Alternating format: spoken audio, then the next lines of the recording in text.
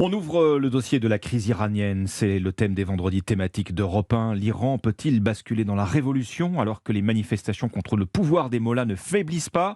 Les religieux tentent par tous les moyens de faire taire la contestation. Cela fait 42 jours que les Iraniennes descendent dans la rue au péril de leur vie. Le point de départ de cette colère, c'est la mort en détention de Massa Halimi, arrêté et emprisonné pour un port du voile non conforme. Ce soulèvement a reçu le renfort des hommes, souvent des étudiants, pour réclamer davantage de liberté. Et de quoi faire vaciller le pouvoir qui tremble sur sa base mais reste soutenu par l'armée.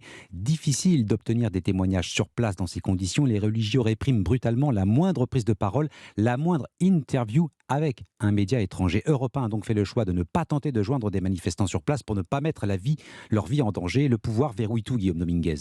Oui, le simple envoi d'un message vers l'étranger ou le partage d'une vidéo sur les réseaux sociaux peut valoir à un habitant d'être accusé de rébellion, voire de trahison aux yeux de la loi iranienne, comme nous l'explique la sociologue Manaz Shirali. Aujourd'hui, on sait que le régime est devenu encore plus féroce et quand il arrête les jeunes qui arrivent à dépasser la censure et à poster à l'extérieur du pays, là, il encourt de longues années de prison, avec la torture à l'intérieur de prison. Ces sanctions inscrites dans le code pénal islamique iranien peuvent aller jusqu'à la peine de mort. Et pour traquer ces tentatives de communication vers l'étranger, le pouvoir en place aurait recours à des techniques d'espionnage, selon le sociologue Farhad Khosrow-Kavar. Ils disposent de logiciels d'origine chinoise et russe qui identifient les mots. Il suffit que vous disiez un mot noté dans leur lexique pour que l'enregistrement se déclenche. Une politique de censure utilisée par les gouvernements iraniens depuis l'arrivée d'Internet dans le pays il y a une quinzaine d'années. Guillaume Dominguez.